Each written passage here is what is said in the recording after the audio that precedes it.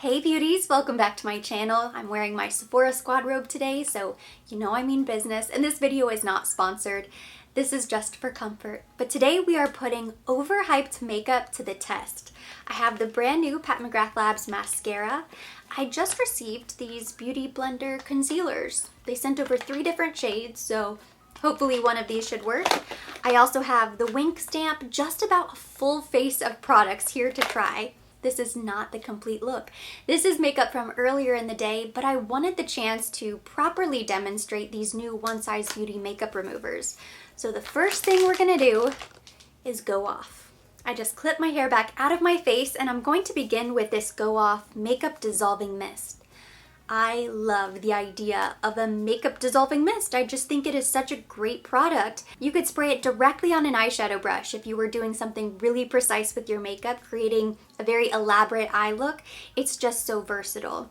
Now, the way I've seen this demonstrated is to spray in the motion O-S for one size. On the back, it just says hold 8 to 10 inches away from your face, massage into the skin, and then gently wipe off. So that's what we're gonna do. I don't know why I'm scared.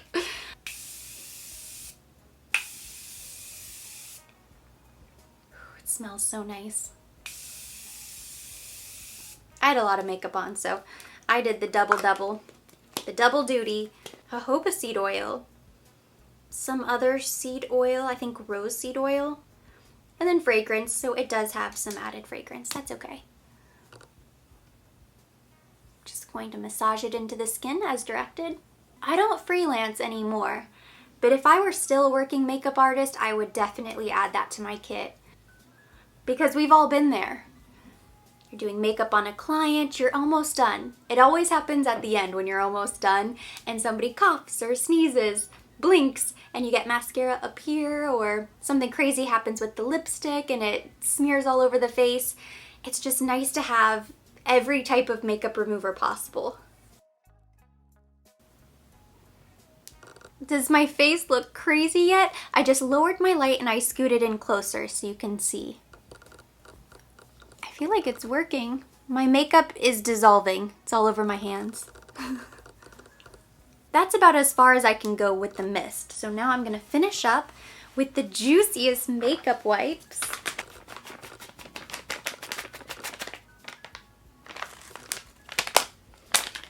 Now look at the size of this wipe. It's massive. Compared to other makeup removers, this is huge. In fact, let me grab one for comparison. This is the size of the Sephora wipe, and this is the One Size Beauty wipe. So even though there are only 21 wipes in the pack, they're huge. This is for removing a full face of makeup. I would not recommend pulling out one of these if you're just cleaning up the under eye. That's where the mist really comes in handy, because you could mist this directly on a little Q-tip to clean up the under eye, something like that.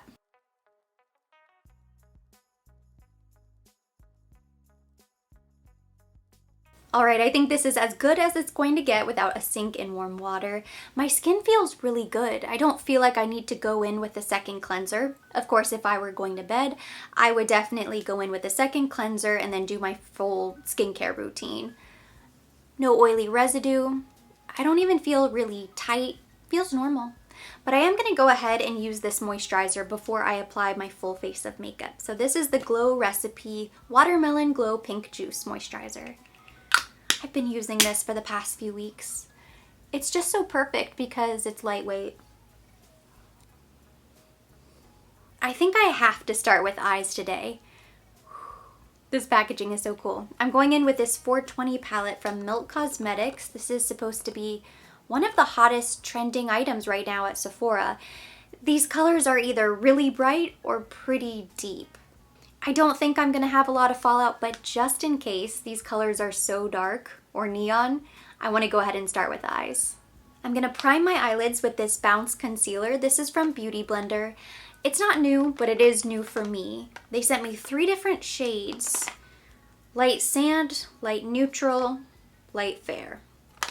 I'm gonna try light neutral on the lid. That's the deepest shade. Let's see. Wow, that is huge. 1.4. Here we go. this looks really light. And it's the deepest of the three. I wonder what the palest shade is going to look like.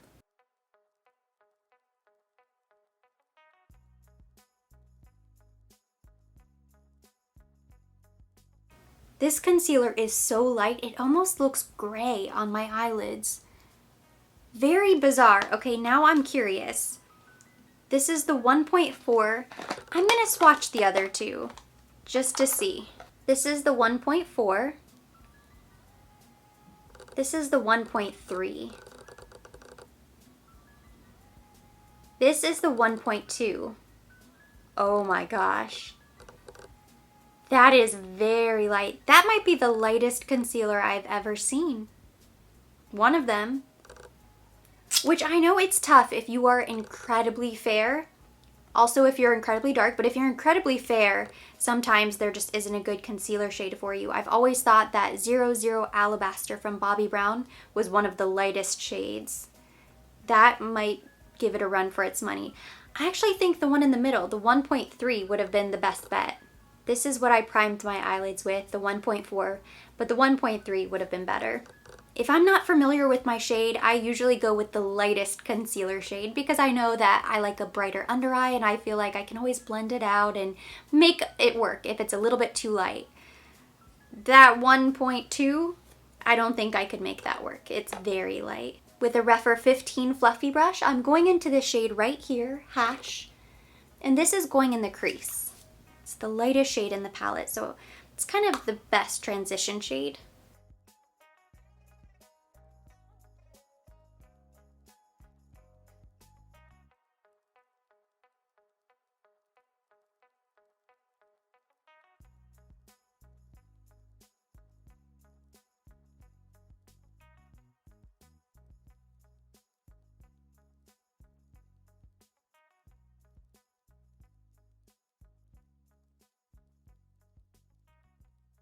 I don't know where to go next. It seems like a waste to not incorporate some of the brighter colors because that's what sets this palette apart.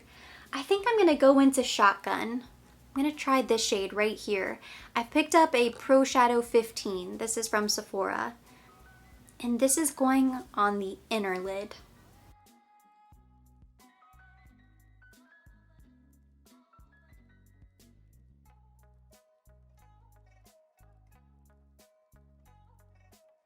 It's bright. It's very pretty. If you love color, if you love neon, if you love greens, you are gonna have so much fun with this palette.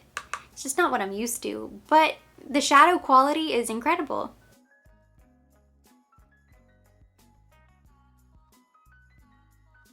It's just makeup. It washes off. I know this isn't going to be for everybody, but why not?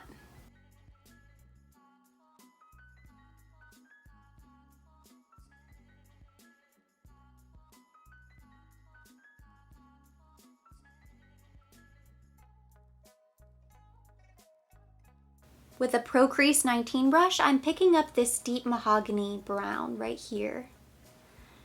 And this is gonna go in the outer V to build up some dimension. I love this brush.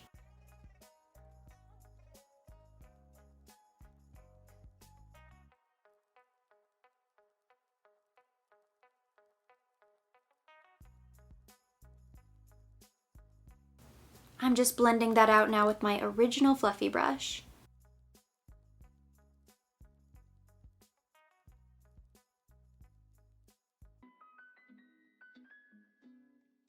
With my Sephora 15 brush, I'm picking up this deep hunter green, and that's gonna go on the outer lid. This is going to help transition between the bright lime green, the bright neon, and the deep mahogany.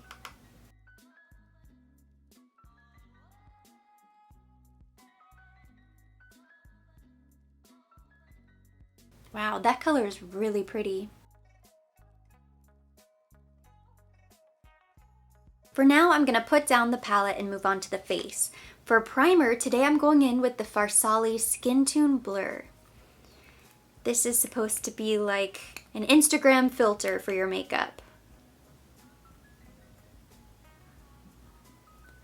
So I'm just gonna do a little bit right in the center and blend that out. It seems to have a bit of a powdery finish, so I don't want to apply this all over the face, just the center.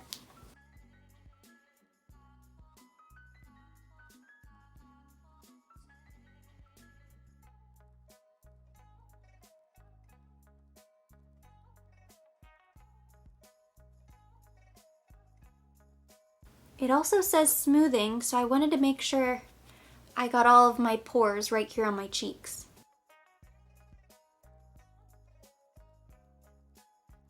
I don't see a huge noticeable difference right off the bat.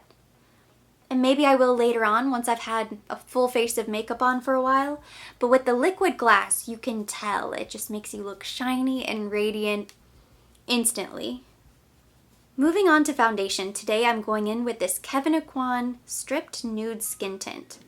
I have shades medium 06 and medium 04.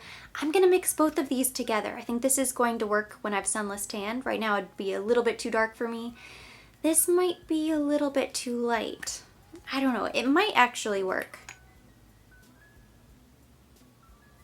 No, I think that's gonna be too light. I'm gonna do a pump of this medium 6. Oh, it's really dark. I forgot how dark it is. The great thing about mixing colors is that you can customize. I have a little information card right here. So the skin tint is available in 10 shades. It has hyaluronic acid and butterfly bushflower extract to protect against free radicals. It says your skin will be left as if you're wearing next to nothing. So it's meant to be a tinted moisturizer, not a ton of coverage, but it will even out your complexion. I'm gonna blend this out with the Pro Foundation 70 brush.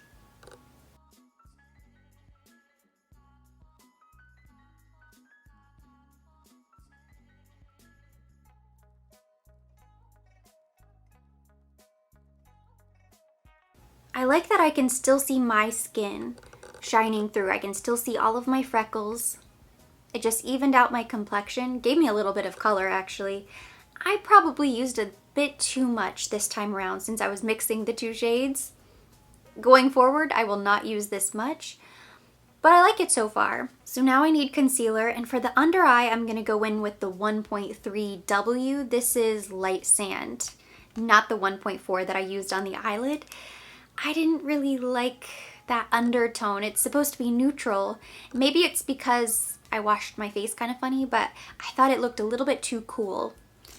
So I'm just gonna go in with a tiny dab.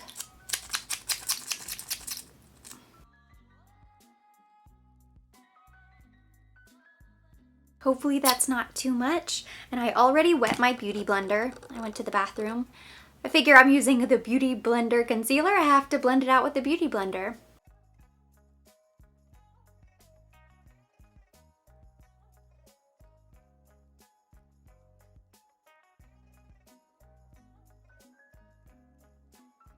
That looks so pretty. It looks very light. Looks lighter in the viewfinder than it does in person. But the finish is nice. I forget how great a beauty blender is because I get so used to using brushes. But this looks really pretty.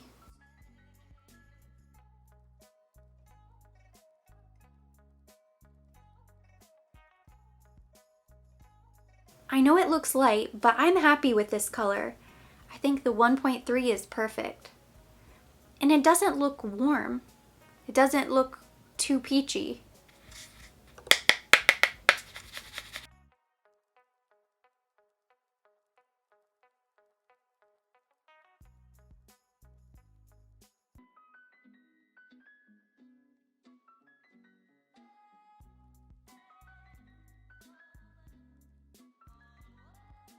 For blush, I have the Patrick Ta Major Headlines Double Take Cream and Powder Blush in the shade She's That Girl.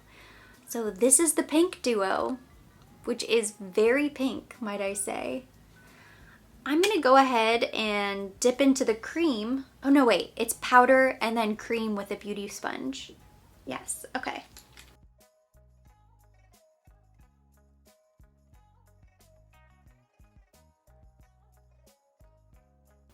I really like the pink. I really like the peach as well.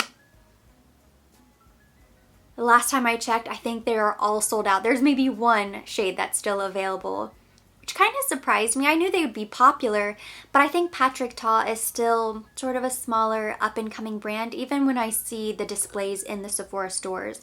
I just visited my local Sephora. It's kind of small, you know, it's generally an end cap, not a ton of products. I feel like this is a brand we're gonna see expand a lot this year.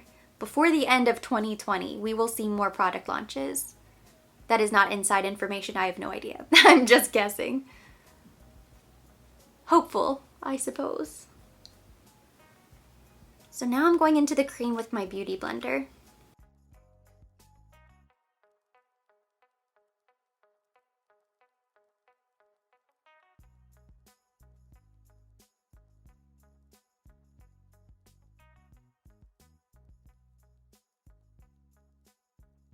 Oh my gosh, that's a lot of blush. I think that's probably a little bit too much blush, so with my beauty blender, I just picked up a teeny tiny bit of this Kevyn Aucoin skin tint, and I'm going to blend right on top. It's hard to say for sure because I have so many new products on my face right now, but I don't think I liked that blush trick, going in with the powder and then the cream on top using the wet beauty sponge. That did not work out well for me. I'll try it again in the future, maybe with a full coverage foundation, different eye look, because I feel like we're building a house with cards right now. Let me rewind, different analogy. I feel like I'm playing Jenga right now with all of these new makeup products, and I pulled the piece and the entire thing crumbled with that blush trick. I don't think it's the blush, I think it was just the layering technique. Didn't work out that great. To highlight my face, I was planning on using this Kevyn Aucoin Glass Glow Face in the shade Pixie Dream. It has a slight iridescent sheen, but it's more of a clear gel. I feel like this would be the equivalent, the makeup equivalent of setting the entire Jenga set on fire, so I'm going to skip this. I just feel like it would be a disaster to layer this on top of the skin tint with the blur primer. It's too much, so I'm going to skip this for today. We will revisit that in the future. To finish the eye look, I'm picking up the palette again with the pencil brush, and I'm going into the Hunter Green. I'm going to use this to buff underneath the lower lash line, but I'm going to concentrate on the outer half of the lash line.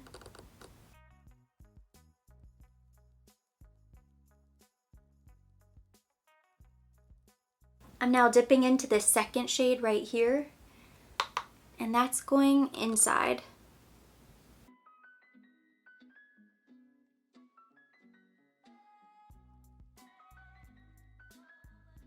I just filled in my eyebrows off camera, and now I'm gonna open up this Wink stamp.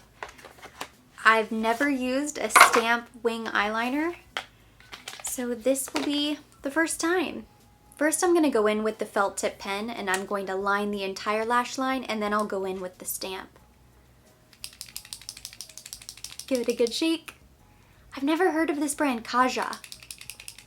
Kaja, I'm not sure.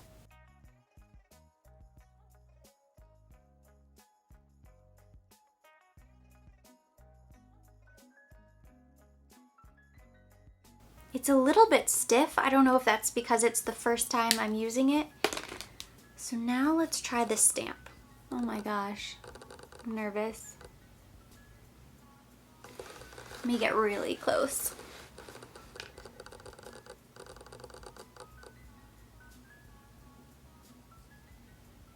Ah!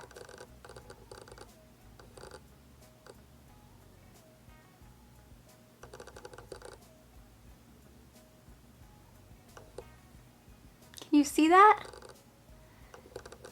It kind of worked. Not terrible. It acts as almost a guide, and then you can go back and connect the wing, kind of fill it in. I don't know.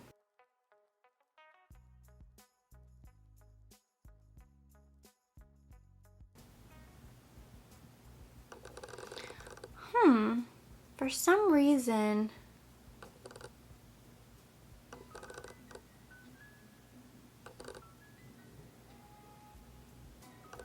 I did a double wing. Not because this is the look I'm going for, but I wanted to see, the first time it was angled up really high.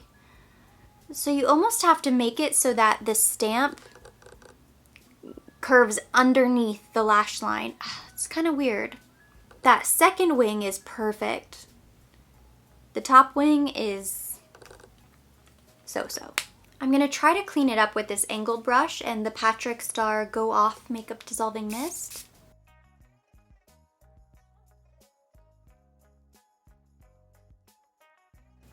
It worked. It took off everything else, but that is so much better.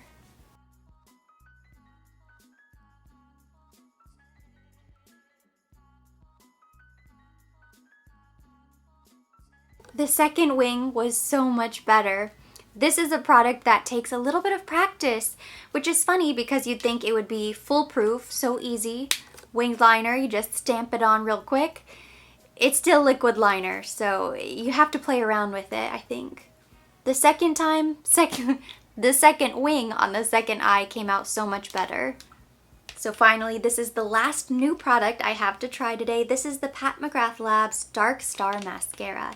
And this was sent to me complimentary to review from Pat McGrath.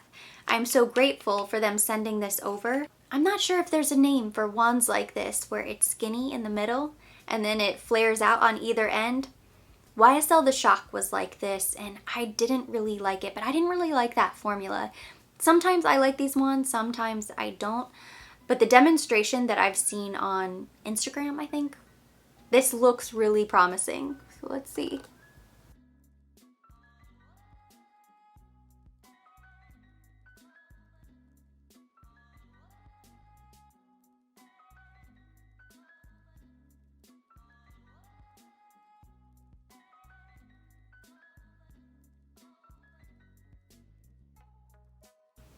I really like it. It is not clumpy at all.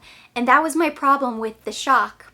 And I guess I was judging this brush based on that because it would get so clumpy on me. This is not clumping whatsoever.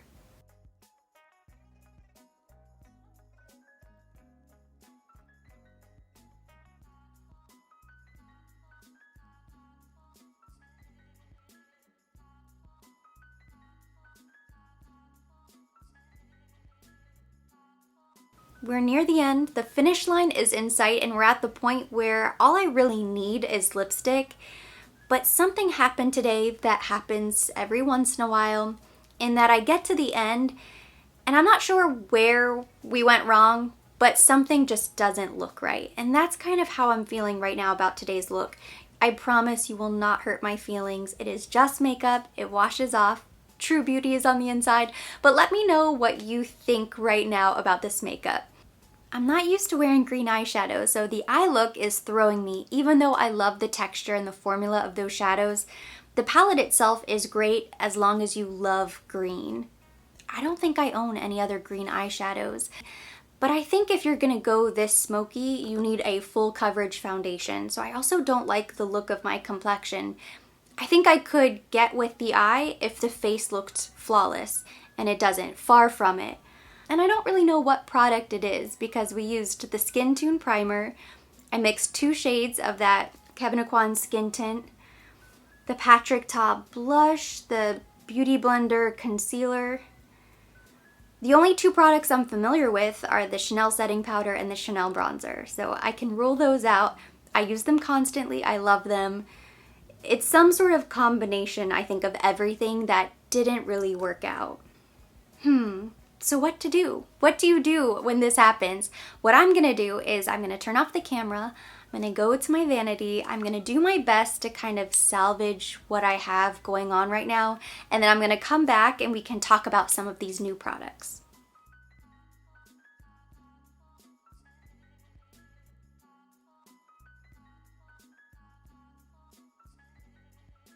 I'm back and this is the finished makeup look for the day. I did my best to revive my skin a little bit.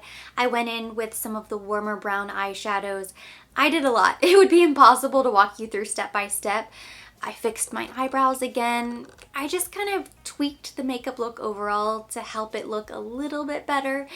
I'm still not incredibly happy with it, but I think it's night and day difference from where I was. The eye is even growing on me. That I did not expect.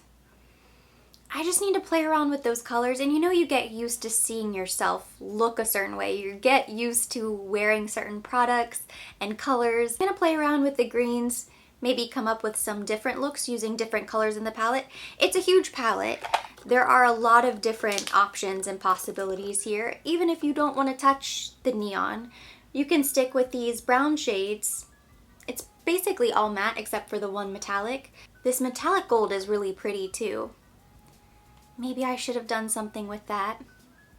Oh well, I'm gonna keep playing around with it, but if you love greens, if you love matte eyeshadows, I think you will have a lot of fun with this palette. There are so many different possibilities. Out of all the new products I tried today, there are 3 standouts that I would say are definite yeses. The first is this One Size Beauty Go Off Makeup Dissolving Mist. I don't think there are any alternatives, not that I know of. So it's a really unique product. I love the fact that it's a spray and it's a mist. You can do so much with it and it truly does dissolve your makeup. So this is great. I love the mascara. This Dark Star mascara from Pat McGrath Labs. This is amazing.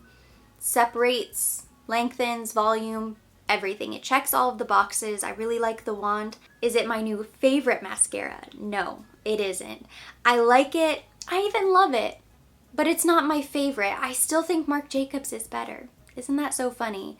I felt the same way about that Urban Decay mascara that just came out. So many new mascaras lately. They're great. They're good. They're good. They're great. They're not the best. And the third product I absolutely love is this Patrick Ta blush. This is She's That Girl. Ironically, I think this was the point in the makeup application today that I knew things had taken a turn for the worst. But I know this is going to be beautiful when I'm doing my makeup and I'm not just testing out new stuff, you know, throwing everything on my face and seeing what happens. Besides those 3, everything else I'd like to try again, but one at a time. You know, do my regular makeup routine, but incorporate one new product instead of 5 or 7. That way you can pinpoint which product works, which product doesn't work. Not every day is a great makeup day. What can I say? This is proof. I cannot wait to go wash my face, start fresh again tomorrow. But that completes today's video. Thank you so much for watching. Hopefully you still enjoyed it and you liked seeing these products in action. I think sometimes it can be even more beneficial to see what works, what doesn't work. If you liked the video, give it a thumbs up. Leave me your comments, questions down below. As always, I will be linking everything mentioned, everything on my face down in the description box for your convenience. And for more videos like this, don't forget to subscribe and hit the notification bell.